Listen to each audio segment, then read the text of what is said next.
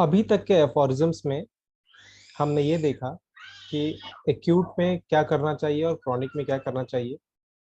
अभी तक के एफोरिज्म्स में हमने ये भी समझा कि कैसे वाइटल फोर्स हमारे हेल्दी सेंसेशन और फंक्शंस को रेगुलेट करके रखता है, हार्मनी में मेंटेन करके रखता है। फिर उसके आगे के एफोरिज्म्स में हमने ये देखा कि हमारा जो डिजीज जो हमको होता है वो एक अल्टरेशन के अलावा कुछ नहीं होता, जहां पर नॉर्मल से जब हम डेविएट होकर एबनॉर्मल में चले जाते हैं, एबनॉर्मल स्टेट में चले जाते हैं, तब हम उसको डिजीज कहते हैं। फिर हमने ये देखा कि इस वाइटल फोर्स का जो नेचर है वो डायनामिक होता है, और इस डायनामिक नेचर वाले वाइटल फोर्स को इन्फ्लुएंस करने वाली जो शक्ति होगी उसका भी डायनामिक होना जरूरी है। फिर हमने ये भी देखा फिर हमने ये भी देखा कि जो भी शक्ति इसको इन्फ्लुएंस कर सकती है वाइटल फोर्स को, उसका डायनामिक होना जरूरी है। तो अब ओके। वाइटल फोर्स उस डायनामिक नेचर वाले हाँ वाइटल सर, को क्या हो रहा है अभी? सर बाहर ही हो रहा है। कब से? 2 दिन हो गए।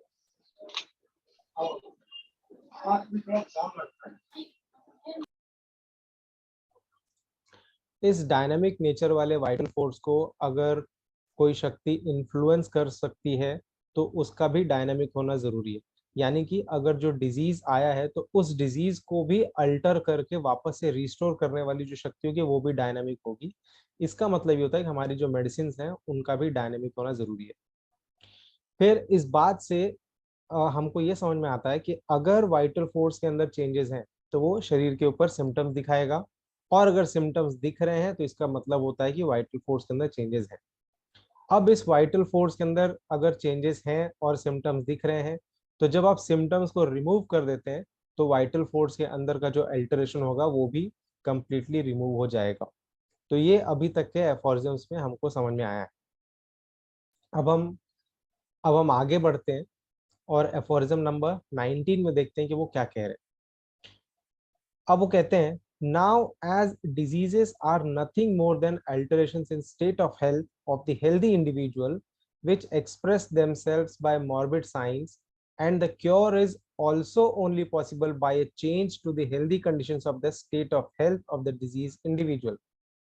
अब जबकि हम ये समझ चुके हैं कि ये डिजीज जो है वो केवल स्टेट का एक अल्टरेशन है जो कि किसी हेल्दी इंडिविजुअल में आता है, और ये अल्टरेशन किसी न किसी प्रकार का मॉर्बिड साइंस या सिम्टम्स प्रोड्यूस करते हैं, यानी डिजीज के साइंस और सिम्टम्स आते हैं।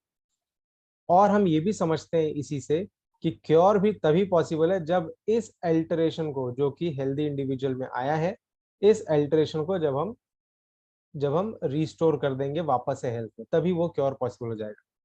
it is very evident that medicines could never cure disease if they did not possess the power of altering man's state of health।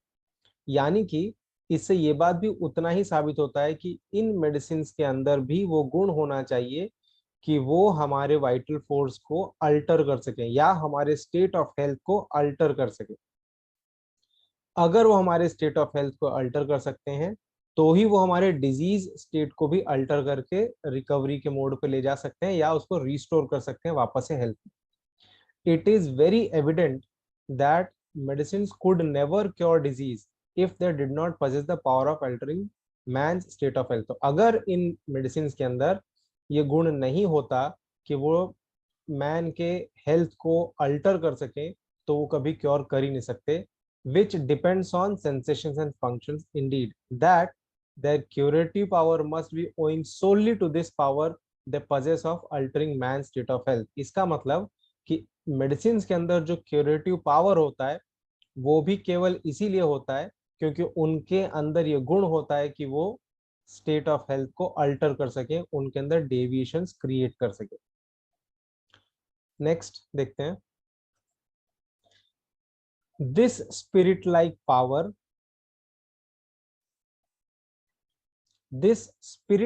power to alter man's state of health। Spirit like power का मतलब ये होता है ऐसी शक्ति जिसको आप देख नहीं सकते।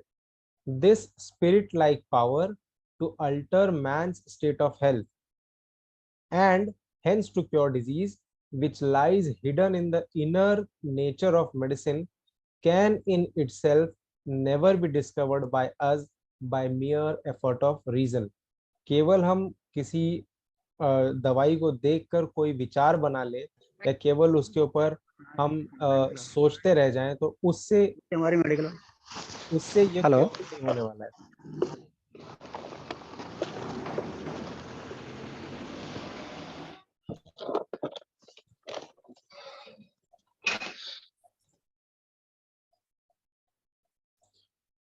उससे हम उसके पावर के बारे में नहीं जान पाएंगे जो पावर उसके अंदर होता है। तो this spirit like power to alter man state of health, ये जो मेडिसिन के अंदर जो ये गुण है कि वो किसी व्यक्ति के स्वास्थ्य पर अपना प्रभाव डाल सके और उसको अल्टर कर सके,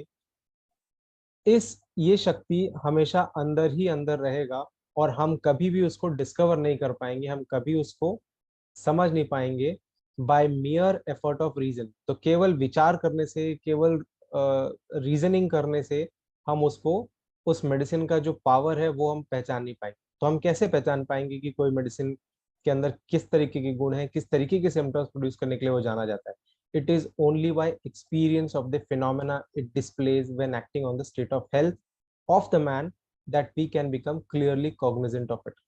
ये हम केवल और केवल एक्सपीरियंस यानी कि एक्सपेरिमेंट करके हम ये जान सकते हैं कि कौन सी मेडिसिन में किस तरीके की सिम्टोमेटोलॉजी प्रोड्यूस करने का गुण मौजूद है। It is only by experience of the phenomena it displays when acting on the state of health. जब आप उसको किसी को देते हैं, वो उसका स्टेट ऑफ हेल्थ अल्टर कर देता है और उसके एवज में वो कुछ सिम्टम्स प्रोड्यूस करता है, तभी आप क्लियरली कॉग्निजेंट हो जाते हैं कि इस मेडिसिन के अंदर क्या क्या गुण है, किस तरीके के इसके अंदर सिम्टम्स आने की संभावना होगी। नेक्स्ट देखते हैं।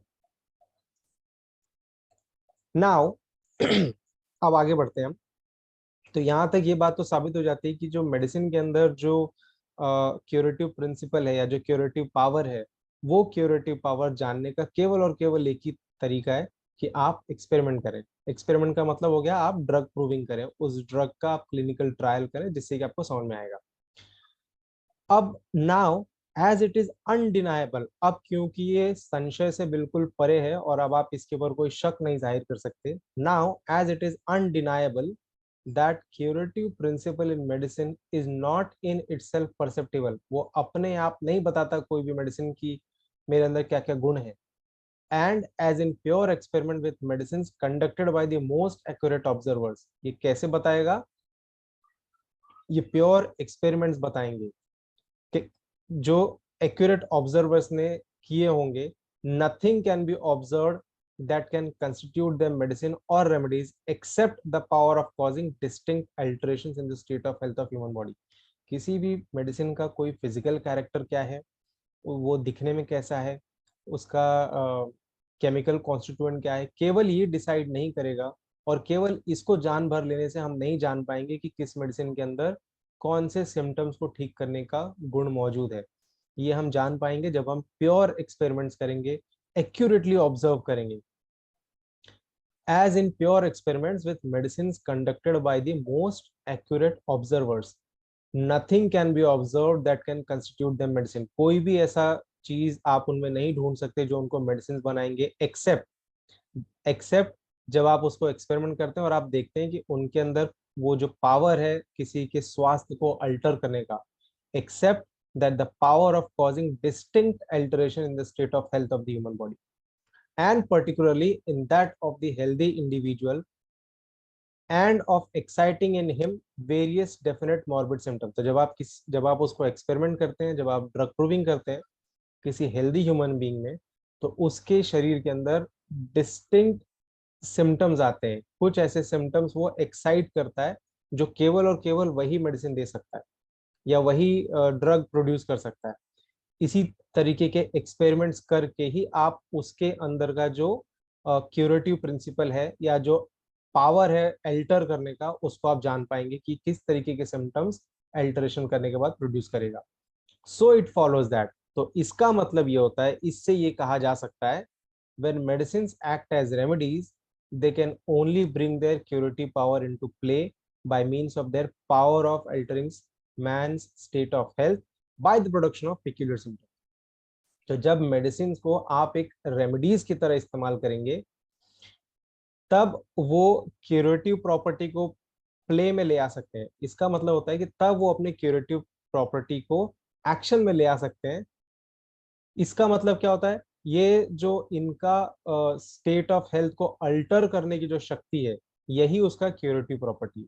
और जब आप उसको रेमेडीज के तौर पर देते हैं किसी पेशेंट को, तो इन्हीं क्यूरेटिव प्रॉपर्टीज को, ये जो उनका मैन के हेल्दी स्टेट को अल्टर करने का जो पावर है, यही क्यूरेटिव प्रॉपर्टी बनकर उसके अंदर पेक्यूलियर सिम्टम्स को जन्म देता है। And that therefore we have only to rely on the morbid phenomena which the medicines produce in healthy body as the sole possible revelation of their indwelling curative power। और इसी वजह से हमको केवल और केवल मेडिसिन की उन सिम्टम्स पर हमको भरोसा करना है जो उन्होंने किसी हेल्दी ह्यूमन बीइंग पर ड्रग प्रूविंग के दौरान प्रोड्यूस किया हो, in order to learn what disease producing power and at the same time what disease curing power each individual medicine possess, ताकि हम ये जान सकें कि हर एक मेडिसिन के अंदर कौन कौन से ऐसे गुण हैं, कौन कौन से सिम्टम्स को प्रोड्यूस कर सकता है और एट द सेम टाइम कौन कौन से सिम्टम्स को वो क्योर कर सकता है। तो ये हमको केवल और केवल ड्रग प्रूविंग से पता चलेगा, एक्सपेरिमेंट से पता चलेगा, इमेजिनेशन से नहीं पता चलेगा, थियरीज बनाने से नहीं पता चलेगा। कितना भी रीजनिंग आउट कर लें, कितना भी लॉजिकल एक्सप्लेनेशन हम देने की कोशिश करें थियरी में, उससे हमको बिल्कुल नहीं पता चलेगा। तो अगर समराइज किया जाए अभी तक जो हमने पढ़ा है, तो vital force is dynamic in nature. Vital force जो शक्ति है उस वो डायनामिक रूप में होती है, जिसको आप छू नहीं सकते, जिसको आप देख नहीं सकते, केवल उसका आभास कर सकते हैं आप। Disease forces are also dynamic in nature. बिल्कुल इसी प्रकार से जैसे वाइटल फोर्स डायनामिक होता है, वैसे ही डिजीज के जो फोर्सेस होते हैं जो हमारे लाइफ के लिए इनिमिकल होते हैं, इनिमिकल का मतलब जो हमारे जीवन के लिए शत्रु होते हैं, ये भी डायनामिक ही होते हैं।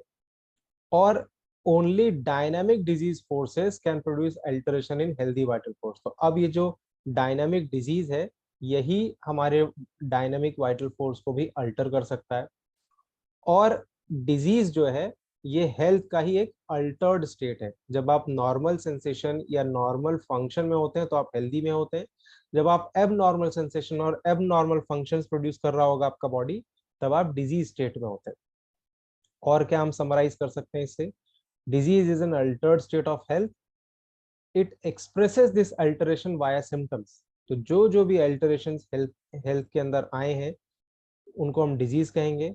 और ये सारे जो अल्टर्ड स्टेट यानी डिजीज है वो अपने आप को कैसे एक्सप्रेस करेंगे, वो अपने आप को सिम्टम्स के थ्रू एक्सप्रेस करेंगे, वो अपने आप को कुछ मॉर्बिड फिनोमेनास के थ्रू एक्सप्रेस करेंगे। We can understand the disease state only via symptoms. और हम इस डिजीज स्टेट को सिर्फ और सिर्फ सिम्टम्स की मदद से ही आप उसको समझ सकते हैं। सिर्फ और सिर्फ उस सिम्टम्स की मदद से ही आप ये भांप सकते हैं कि किसी के अंदर कौन से डिजीज प्रोसेस चल रहा है। We need to remove these symptoms to bring about cure. अब क्योंकि डिजीज का मतलब सिम्टम्स और सिम्टम्स का मतलब डिजीज, और सिम्टम्स का मतलब ये भी होता है कि अंदर वाइटल फोर्स के ऊपर अल्टरेशन हुआ है, तो अब अगर हमको उस वाइटल फोर्स के अल्टरेशन को रिमूव करना हो या हमको डिजीज को रिमूव करना हो, we need to remove these symptoms to bring about cure. इन्हीं सिम्टम्स को हमको रिमूव करना होगा जिससे कि हम क्योर अचीव कर सके। ध्यान रहे, सिंगल सिम्टम को नहीं रिमूव करना है, टोटलिटी ऑफ सिम्टम्स को रिमूव करना है। This can be done only through application of dynamic medicine. अब क्योंकि आपको एक डायनामिक डिजीज फोर्स से आपको फाइट करना है, तो उसको इन्फ्लुएंस करने के लिए, क्योंकि आपका वाइटल फोर्स डायनामिक है, जो डिजीज जिसने उसको इन्फ्लुएंस किया है वाइटल फोर्स को वो भी डायनामिक है।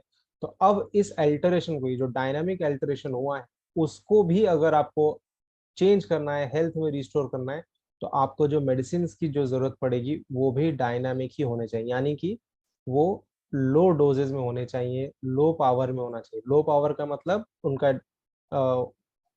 उनका जो क्वांटिटी होगा वो कम होना चाहिए और क्वालिटी ज्यादा होना चाहिए।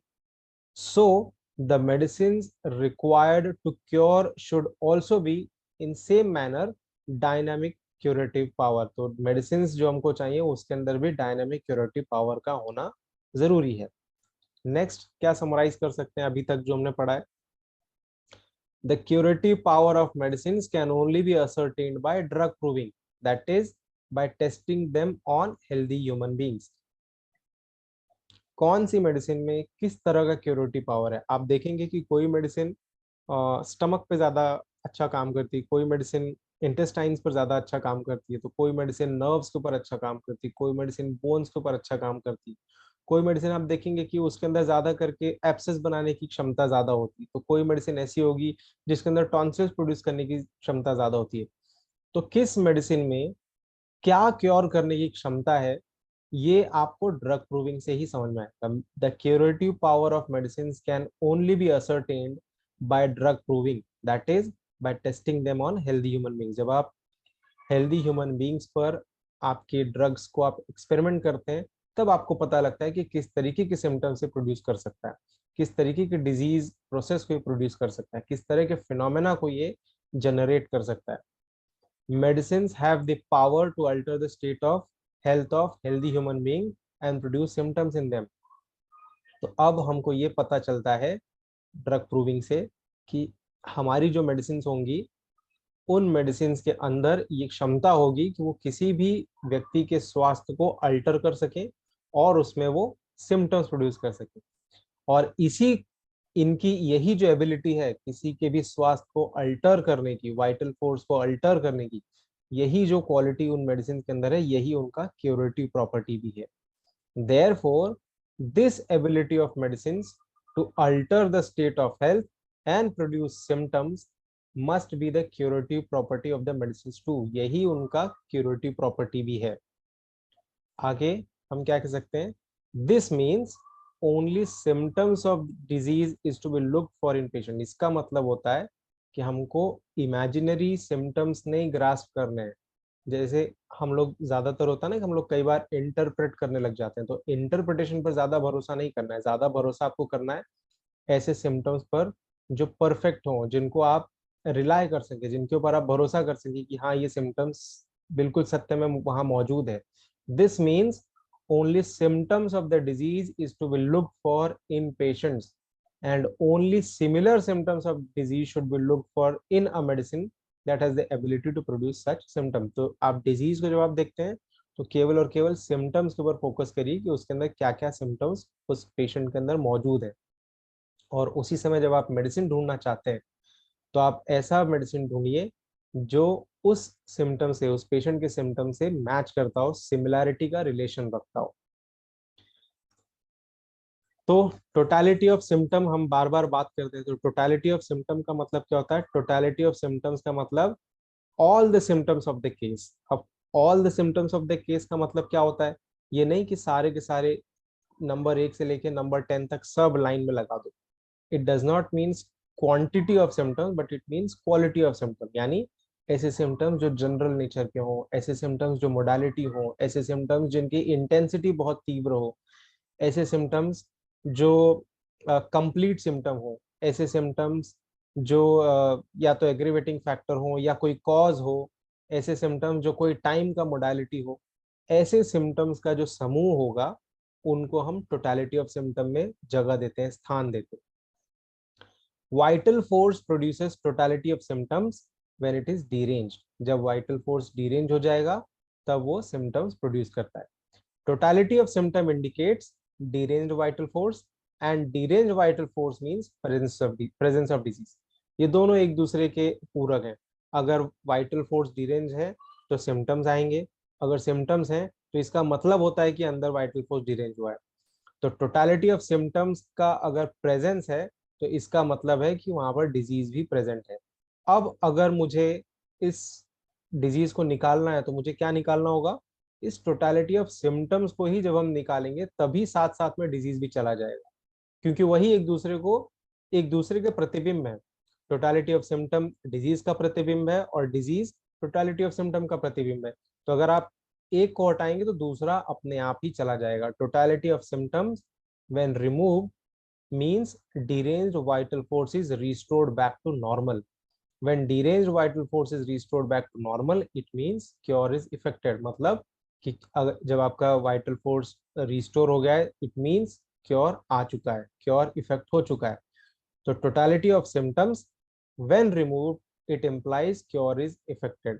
It is vice versa. Totality of symptom चला गया तो disease भी चला गया, disease चला गया मतलब vital force restore हो गया है, vital force restore हो गया मतलब cure हो गया है. तो this means totality of symptoms जब निकल जाएगा तो क्योर अपने आप इफेक्ट हो जाएगा.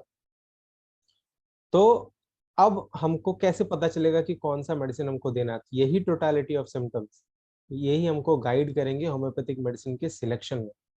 यही होम्योपैथिक मेडिसिन जो सिमिलैरिटी पे मैच करेगी उस टोटालिटी ऑफ सिम्टम को, वो इंडिकेटिव होगी कि ये इस डिजीज को जो उस पेशेंट के अंदर है उसको वो रिमूव कर सके. Totality of symptom indicates disease symptoms. So when homeopathic medicine is applied based on the totality of symptom, in the case it is this totality of symptoms that medicine should cause to disappear to effect cure. तो हमारी medicine के अंदर ये क्षमता होनी चाहिए कि जिस टोटालिटी ऑफ सिम्टम के बेसिस पर मैंने वो प्रिस्क्रिप्शन किया है, वो टोटालिटी ऑफ सिम्टम्स को वो इरेडिकेट कर सके, उनको वो डिसअपियर कर सके.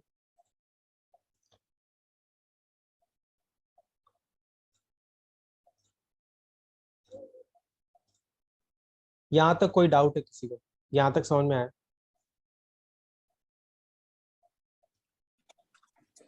सर आपने एक चीज बताई कि जब वाटर फॉल डिरेंज होगा सिम्टम आए बॉडी में, नदीम आपकी आवाज तो सर सिम्टम ब्रेक अकेले आएंगे? Symptom sir symptom only symptom आएंगे या सारे सिम्टम मिक्स करके आएंगे सर?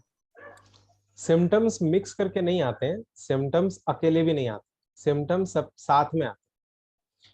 मान लीजिए हम सिम्टम किसको समझते हैं? मान लीजिए किसी व्यक्ति को अगर सिर दर्द की शिकायत है, ठीक है, तो हम उसको सिम्टम मानते हैं. यार उसको सिर में दर्द हो रहा है तो हम उसको सिम्टम मानते हैं. लेकिन उसी के साथ साथ उसको ठंडा पानी पीने की इच्छा हो रही है या उसको गर्म पानी पीने की इच्छा हो रही है, क्या हम उसको सिम्टम मानेंगे? हम उसको सिम्टम मानते नहीं है, लेकिन वो भी एक सिम्टम होता है साथ साथ. उसका सिर दर्द क्यों आया? क्योंकि वो दिन भर शॉपिंग करने गया और धूप में काफी देर से घूमा है और इस वजह से उसको सिर दर्द आ गया. तो धूप में घूमने से सिर दर्द आया, तो ये जो कॉज है, एक्सपोजर टू सन या एक्सपोजर टू सनलाइट या एक्सपोजर टू हीट, क्या इसको आप सिम्टम मानते हैं? ये भी सिम्टम है. तो जब आप एक सिम्टम लेते हैं ये कि तो हाँ मैं बता रहा हूँ, जब आप एक सिम्टम लेते हैं कि एक्सपोजर टू सन, ठीक है, फिर एक सिम्टम लेते हैं हेड पेन, फिर उसका कोई मोडालिटी भी होगा, कोई कॉन्कॉमिटेंट भी होगा, तो ये सब जब साथ में आप लेते हैं तब वो टोटालिटी ऑफ सिम्टम बनता है. समझे आप? जी सर. जी. और कोई क्वेश्चन है किसी? सर क्वेश्चन यहाँ का तो नहीं है फिलहाल, कहीं और का है. पूछे, कोशिश करेंगे. सर एक क्वेश्चन सर, वो फिलोसफी में है केंट की, मैन प्रायर टू ऑर्गन. हम्म. हम्म. तो सर थोड़ा इसके बारे में एक मिनट एक्सप्लेन कर देते हैं. मैन प्रायर टू ऑर्गन का मतलब यही हो गया ना कि हम ऑर्गन को देखते हैं लेकिन हम वाइटल फोर्स के ऊपर जो चेंजेस आ रहे हैं उसको नहीं देखते. वाइटल फोर्स के चेंजेस का मतलब क्या हो गया? जो भी डायनामिक चेंजेस हमारे अंदर आते हैं. जैसे अब अगर मुझे किसी के ऊपर बहुत ज्यादा क्रोध आया हो या किसी बात को लेकर मेरे मन में किसी के लिए बदले की भावना बहुत पनप रही हो और मैं उसमें ईर्ष्या में जल रहा हूँ पूरी तरीके से, तो ये जो इमेजिनेशन है, ये जो जेलिसी की फीलिंग है, ये जो फियर है या गिल्ट है या एंजाइटी है, ये क्या है? ये ये भी डायनामिक नेचर के ही कुछ ऐसे रीजंस हैं जो हमारे बॉडी के ऊपर असर डालते हैं. साइकोसोमैटिक डिजीज का नाम आपने सुना होगा. तो man is prior to organ का मतलब यही होता है कि हम स्पिरिचुअलिटी में देखें, हम उसका जो डायनामिक्स है उसमें हम ढूंढें कि ऐसा क्या सर्कमस्टांसेस हैं जो इसके ऑर्गन के ऊपर चेंजेस ला रहे हैं. मैं बहुत ही शॉर्ट में मैंने ये एक्सप्लेन किया है, फिर कभी मौका लगा तो इस पर जरूर बात करें. सर सर इसके लिए इनर मैन और आउटर मैन का सर वर्ड यूज कर सकते हैं इसके लिए? हाँ, क्यों नहीं कर सकते. हाँ तो एक्चुअली सर मेरा पेपर था आज फिलोसफी का. तो आप पेपर सॉल्व करवा रहे हैं मुझसे? नहीं नहीं सर, क्वेश्चन आया था मेरे में ये वाला. अच्छा ठीक है, और किसी का कोई क्वेश्चन?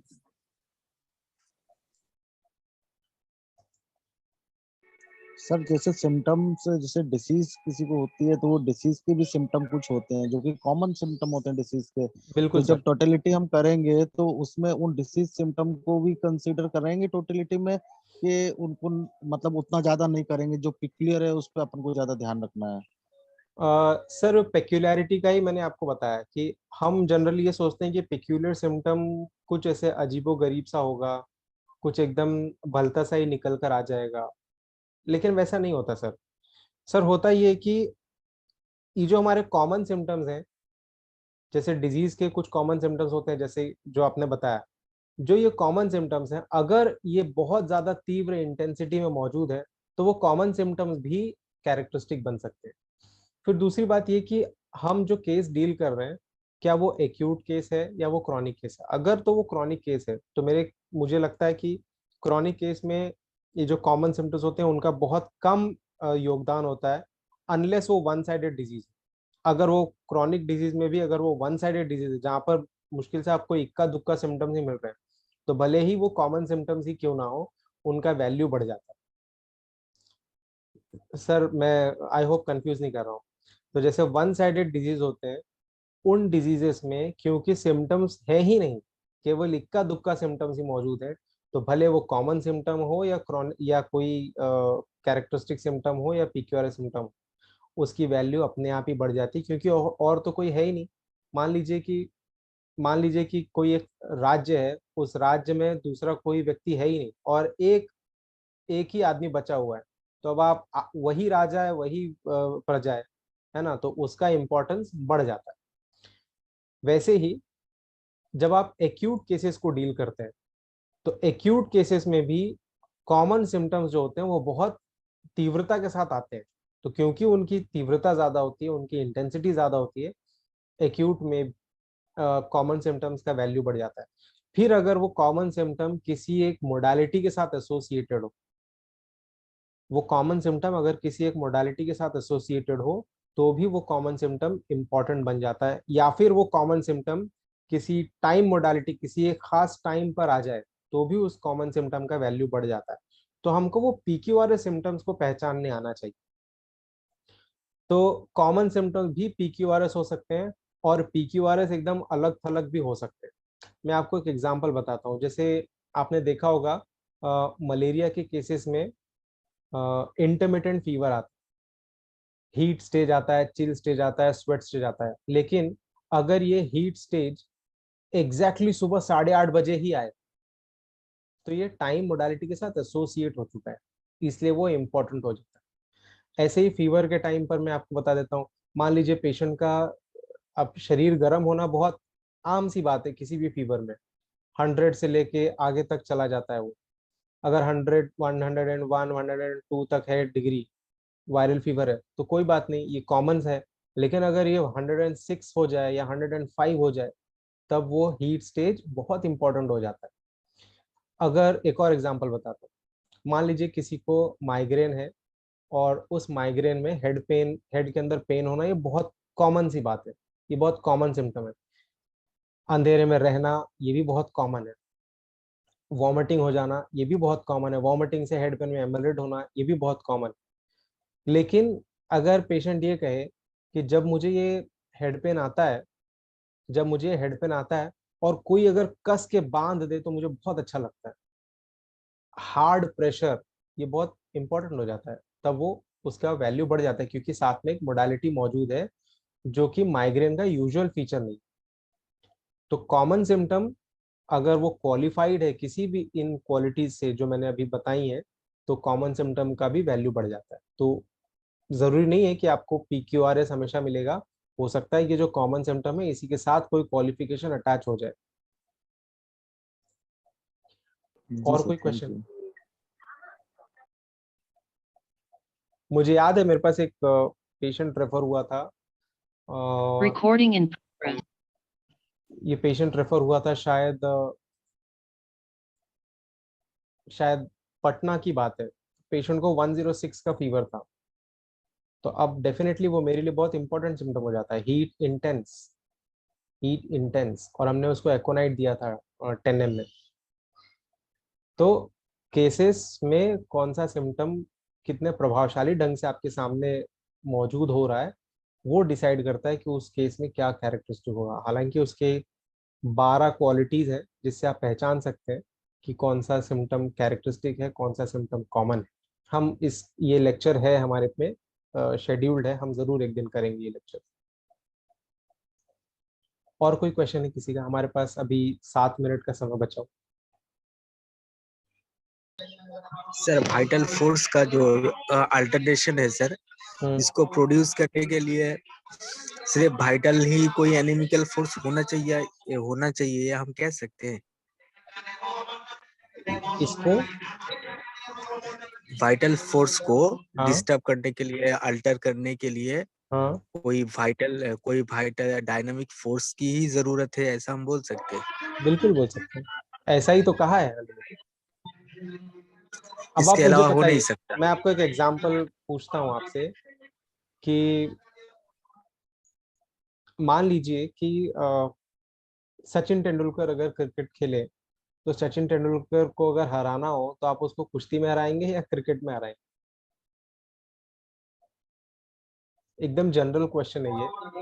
हाँ ये सर, क्रिकेट पे ही। एग्जाम्पल बहुत वेग हो सकता है लेकिन ये रिलेटिव है। तो हाँ सर, समझ गया सर। डायनामिक फोर्स को हराने के लिए तो डायनामिक इन्फ्लुएंस ही जरूरी होगा। तो हम जरूर ये कह सकते हैं कि डायनामिक हमारे वाइटल फोर्स को, जो कि डायनामिक है, उसको अल्टर करने की शक्ति भी किसी न किसी डायनामिक फोर्स में ही होगा।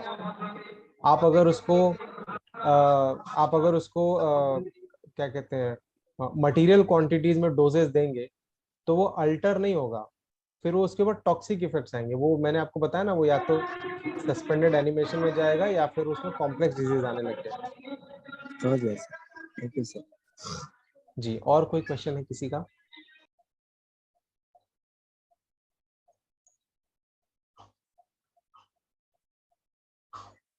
हमारे पास 5 मिनट का समय यूज कर सकते हैं।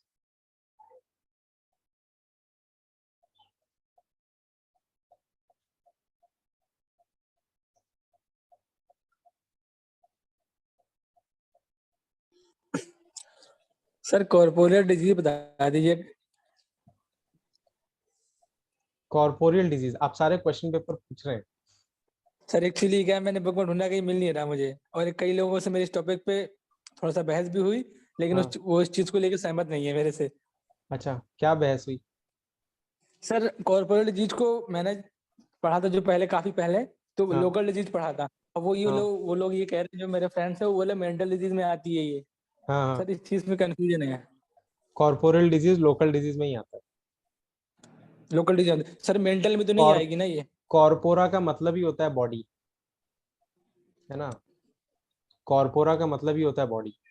जब इस कॉर्पोरल डिजीज को आप सप्रेस कर देते हैं तब वो मेंटल डिजीज में चला जाता हाँ सर वही चीज, क्योंकि मैं भी कंफ्यूज होता है सर, गलत लिखा है क्या क्वेश्चन पे? है। नहीं, आपने बहुत अच्छा लिखा है। हाँ। क्वेश्चन पेपर के अलावा तो कोई सर बुक में क्वेश्चन? ढूंढा तो सर कॉर्पोरियल नाम से मिल ही नहीं रही थी कहीं। अच्छा, हाँ मेंटल डिजीज आएगा। मिली थी, लेकिन suppression of. Suppression of corporal disease, जब लोकल डिजीज, कोई लोकल मेलेडी हो, आप उसको ऑइंटमेंट लगा के या उसको कॉटराइज करके या उसको आप किसी तरीके का एक्सटर्नल क्या कहते हैं एप्लीकेशन लगा के जब आप उसको सप्रेस कर देते हैं, तब वो डिजीज वहां स्किन से होते हुए आपके नर्व्स को ट्रांसमिट करते हुए आपके माइंड तक पहुंच जाती है, यानी डिजीज जो है वो और अंदर तक पहुंच जाता है, तब वो मेंटल डिजीज में आ जाता है।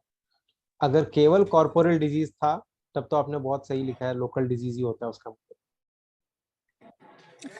हाँ तब सर सही है, बाकी सब लोग सर मेंटल डिजीज लिख के आए उस पे।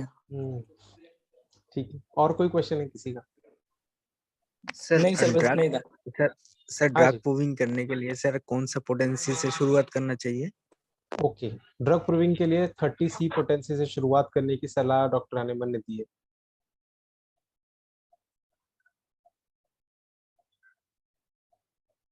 और कोई question? Sir hyper sensitive patient में सर कितनी पोटेंसी देंगे, क्योंकि वो तो हर पोटेंसी प्रूव करने की कैपेसिटी रखते हैं शायद। हाँ, तो जैसे कि मैं हमेशा हर बार बोलता हूँ कि पोटेंसी का जो ये मसला है, ये 5th एडिशन तक बहुत ही उलझा हुआ मसला था, इसीलिए इसको गार्डियंस नॉट भी कहा जाता है। ठीक है, यानी एक ऐसा उलझा हुआ गुत्था जो एक दूसरे में गुत्थम गुत्थी और कोई उसको खोल नहीं सकता, सुलझा नहीं सकता उसको। लेकिन सिक्स्थ एडिशन जब आप पढ़ते हैं तो वहां पर ये सारे डाउट्स क्लियर हो जाते हैं, जो कि अब अभी अभी हम पढ़ रहे हैं। इसको पढ़ने के बाद सारे डाउट्स क्लियर हो जाते हैं कि कौन सी पोटेंसी से शुरू करना है और कौन सी पोटेंसी पर खत्म करना है। अब रही बात हाइपर सेंसिटिव पेशेंट्स के, तो जैसे मैं एलएम पोटेंसी की बात बता देता हूँ जो कि लेटेस्ट है। एलएम पोटेंसी में अगर हमको मेडिसिन देना होता है, पहले सेंटीसिमल का बात करें। सेंटीसिमल में अगर हम मेडिसिन देते हैं और पेशेंट अगर हाइपर सेंसिटिव है और वो ड्रग प्रूव करने लग जा रहा है, तब आपके पास कोई ऑप्शन ही नहीं बचता है। केवल और केवल इतना ऑप्शन बचता है कि आप इंतजार करें, वेट करें और वेट एंड वॉच करें कि जब उसका हाइपर सेंसिटिविटी खत्म होगा तब उसका क्योर शुरू हो जाएगा। ठीक है, लेकिन अगर एलएम पोटेंसी की बात करें तो एलएम पोटेंसी में ऐसा नहीं है। एलएम पोटेंसी में आपको बहुत ही शुरुआती के समय में ही आपको पता लग जाएगा कि पेशेंट हाइपर सेंसिटिव है या एवरी रेमेडी को वो प्रूव कर रहा है जो भी उसको दिया जा रहा है। तब आप उसमें कप की संख्या बढ़ा सकते हैं। तो एलएम पोटेंसी को देने का तरीका क्या होता है कि आप उसको 10 टाइम्स स्ट्रोक करते हैं और एक अप्रोक्सीमेटली 5 ml आप लेते हैं और उसको एक हाफ कप ऑफ वाटर में मिक्स करते हैं। उस हाफ कप ऑफ वाटर में से 2 स्पून आप पीने के लिए कहते हैं। मान लीजिए अगर वो पेशेंट हाइपर सेंसिटिव है तो आप ये एक जो कप में आपने मिक्स किया है उस कप में से आप निकाल के दूसरे कप में मिक्स करते हैं और फिर पेशेंट को पीने के लिए देते हैं। मान लीजिए अभी भी वो हाइपर सेंसिटिव है, तब आप तीसरे कप में मिक्स करते हैं और तीसरे कप से लेने के लिए बोलते हैं। अगर वो अभी भी हाइपर सेंसिटिव है तो आप दिन की संख्या बढ़ा देते हैं, यानी अगर आपने उसको ओडी या बीडी या टीडीएस दिया है तो उसको बीडी करेंगे, ओडी करेंगे, या एक दिन अल्टरनेट करके या 2 दिन अल्टरनेट करके देखेंगे। इस तरीके से किया जाता है। फिर जब हम एलएम पोटेंसी करेंगे तो और डिटेल में बात करेंगे इस पर। हमारे पास 1 मिनट से भी कम का समय बचा है। सर जो केस टेकिंग के बाद जो टोटलिटी ऑफ सिम्टम्स हम बनाते हैं सर, उसमें से कुछ सिम्टम्स जो है सर रेपर्टरी सीट में होता है। हम देखते हैं अक्सर डॉक्टरों को 2-3 सिम्टम्स लेते हैं, बोलता है कि रेपर्टोरियल टोटलिटी है, एग्जैक्ट बाकी जो टोटलिटी ऑफ सिम्टम्स है सर उसको छोड़ देते हैं। जी जी, ऐसा करना ठीक रहेगा सर? मैंने वही कहा कि क्वालिटी मैटर करती है, क्वांटिटी मैटर नहीं करती। ठीक है, हम एंड करते हैं, हमारे पास 1 मिनट से भी कम का समय है। अगर कोई क्वेश्चन होता है तो आप लोग टेलीग्राम ग्रुप पे पूछ लीजिएगा। धन्यवाद। Good night. Thank you sir, thank you. Good night sir.